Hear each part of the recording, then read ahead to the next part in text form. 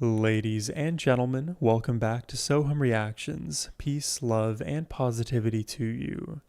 Today's request comes from Rodney, who's sending us two artists, both of which are known as one-hit wonders for each of the songs that we'll be checking out today. I Know by Dionne Farris and Bitch by Meredith Brooks. Whenever I get told that I'm listening to a one-hit wonder, it always kind of stirs in me the question, well, why are they a one-hit wonder? Why did nothing else of theirs really take off? And because we're not listening to the entire discography today, we're just hearing the one-hit wonder song that brought them the acclaim. I think the lens I'm going to look at these two tracks today is through what makes these songs individually special. Because usually that'll be what it is. The one song that pops off as much as it does has something extremely unique about it, whether it's an instrument or catchy melody or just an awesome refrain. We'll see what we get with these two ladies. Once again, thank you to you, Rodney, for the request. But without further ado, let's jump into it.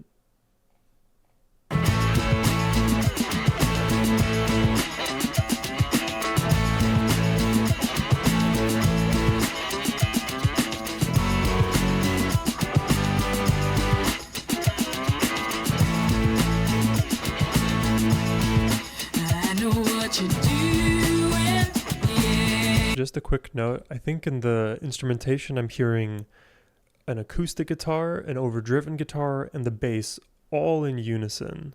Kind of like a sandwich. I know what you're doing, yeah. I know why you dialed my number. I know what you're doing, yeah. I know why you care. I can already make a guess as to why this song is popular, but there is something special about the lyrical repetition of I Know that when you listen to it, if you hear it as a listener, you're going to start to also agree with whichever things that you also know that Dionne is kind of proclaiming. I know what you're doing, yeah. I know why you say love. It's easy to like put yourself in her shoes.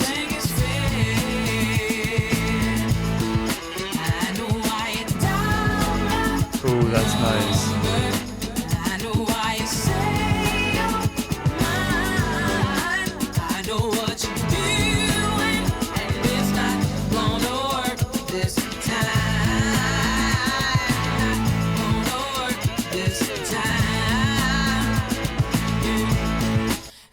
What you're doing, yeah.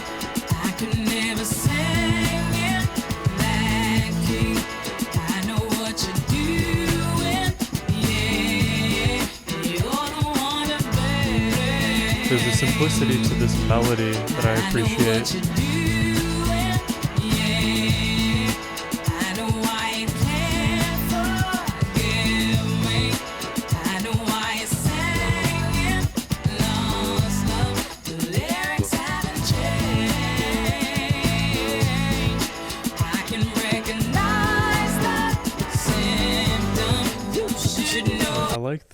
It just like clicked with me, the lyrics never changing. It's like it's a very like self-aware lyric to include in a song, really, but it has to do with like the story that the, let's say, toxic or lying partner will tell Dionne in this instance. And now she's privy to the game, so I know what you're doing, and you know the lyrics, even though they're the same, now I have a different perspective on what you mean when you say them to me, and I'm no longer going to be tricked. Lyrics haven't changed. I can recognize that symptom. You should know I've changed my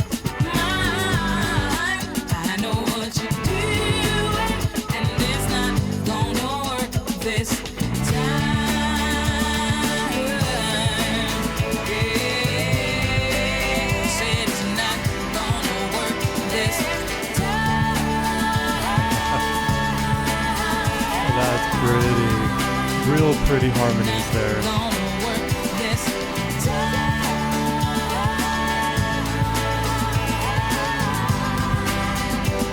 Not gonna work this time. It's my favorite part of the song.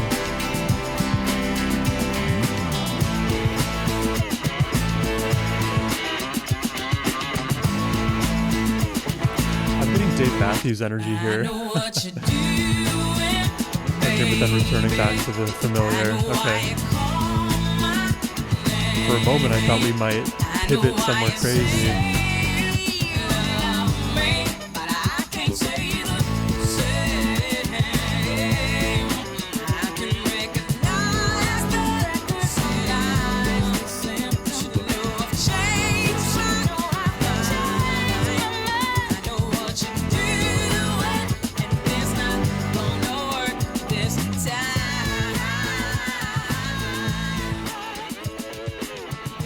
Oh, we're getting a fade out.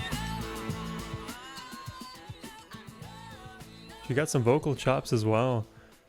Like, for the most part, her vocal range was like in this more truncated place, but then she would quickly, like at the very end, you could start, as the fade out's coming in here, her getting even louder and more pointed with her delivery. So I think I understand like why this particular song got very, very popular. I think it's a pretty relatable story to a lot of people dealing with problematic relationships, being somebody who I was a people pleaser for a long time. Even when partners or just people would lie to me, I would like give them the benefit of the doubt, and then I would question my own feeling and judgment. But then I started to realize like, no, I can't allow the gaslighting to stand. If I actually have some ground truth within myself, I can't let somebody else shake that from me, and when I do that, I kind of am disrespecting myself inadvertently. And it does take like some time to like heal and figure out exactly what is your own individual truth, and eventually you come to the realization that no, I know what's going on, and I'm not going to let it happen this time, no longer. So to me, this is a song about like reclaiming your strength, reclaiming your identity. Because so often when you allow the lies to carry on, well, you're feeding into that delusion, and through conditioning, the person lying to you repeatedly, well, they think they can just get away with it time in, time again, because you're allowing it. Now, maybe they're very clever in the ways that they lie, and it makes sense that you've been deceived, but at some point when it becomes clear, you have to unfortunately accept that that is the reality, and the person that maybe you loved the most broke your trust in an almost unforgivable way. Sometimes that is the literal, straw that breaks the camel's back. In the case of Dionne, it is. In the case of so many, it is, and I can understand why this track would be, played by the masses. Also, melodically and structurally, there's a lot of pretty basic stuff going on. So once you get the chorus, you get the chorus. There's not going to be too many curveballs. I would say the biggest curveball is the bridge sequence where she's layering her vocals with not only herself, but the other instrumentalists. But besides that, like in terms of complexity, this is a pretty standard song. So that's Dionne Farris's I Know. Let's check out Bitch by Meredith Brooks. I feel like with a song title like this, you're already drawing attention. And someone will have to let me know. This is different than Garth Brooks. Like, they're not related, right? I hate the world today. You're so good to me, I know, but I can't change. Tried to tell you, but you look at me like maybe I'm an angel underneath. She's giving Alanis Morissette vibes. Yesterday I cried. You must have been relieved to see the softer side. I can understand how you'd be so confused. I don't envy you. I'm a little bit of everything. She's also reminding me of Annie DeFranco.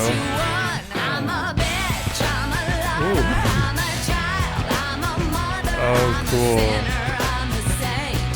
I do not feel ashamed. I'm your help, I'm your dream. I think I get it. Nothing in between, you know you wouldn't want it I am all of the any roles. I'm other way. infinitely complex within myself. So take me as I am. Yeah, accept it all.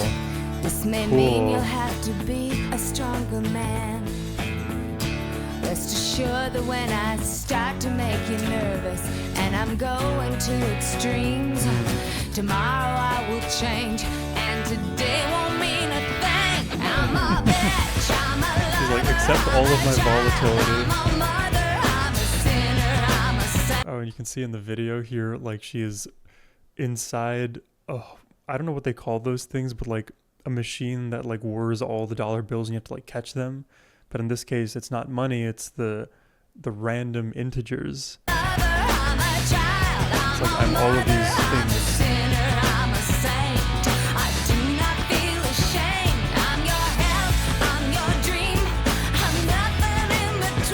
Zero G.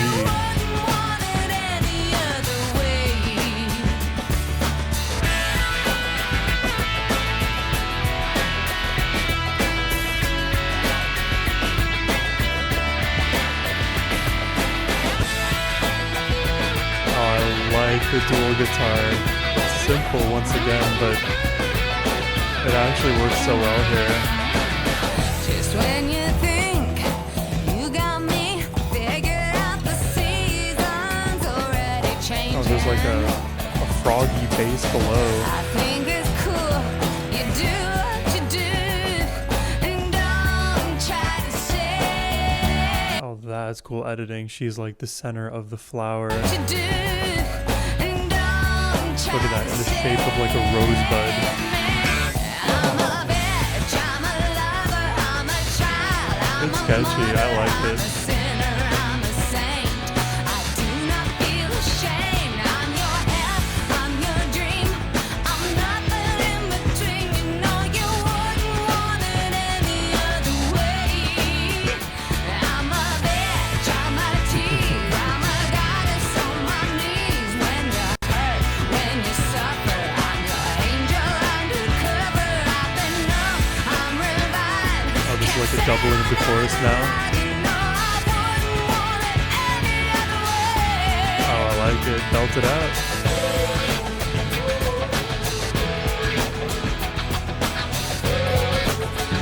Bit of funky strumming happening. A bit.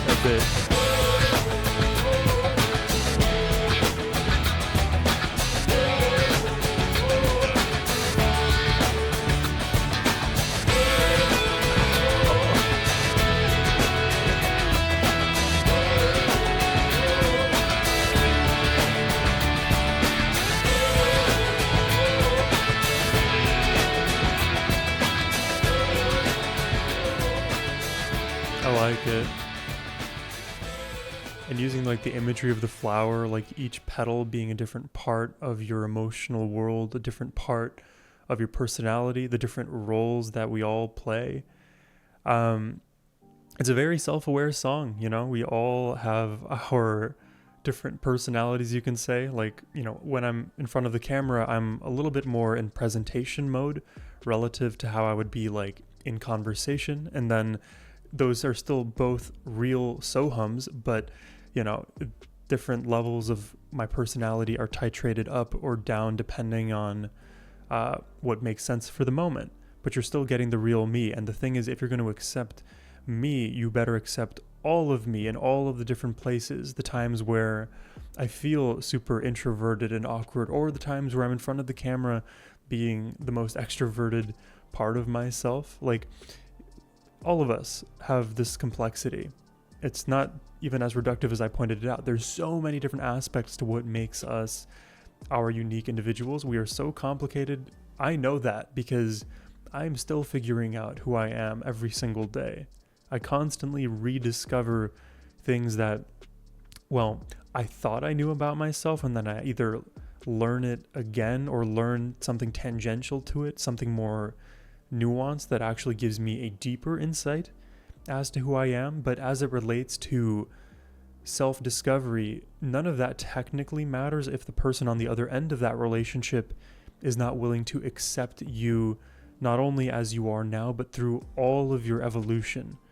You know, it's going to be really hard to weather any storm if at the kind of slightest inconvenience, at the slight, you know, on the day where I'm like super sad and that's the day you decide to like leave and break up with me, you know, that wouldn't feel right. That wouldn't feel authentic, and it kind of erodes the trust you have between each other. Because who wants to put a mask on every single day with the person that they spend the most time with? No one. Well, people do it, and it slowly eats away at their mental year after year. And for me, I'm a hypersensitive person just in life in general. So specifically in relationships, I want everything out there on the table. Clear communication matters the most to me, and acceptance of who we are also matters. That said, when you discover some of your own internal rough edges and that, you know, rubs the other person the wrong way, I think it is also very reasonable to look within and ask, is this a part of my setup that I want to keep running with? If I end up lashing out any time that I'm stressed out, can I claim just very flatly, like, this is me? Or can I look at that as an opportunity to challenge myself to be the more loving version of myself, and despite being stressed, not lash out and try to do things in a far more productive way?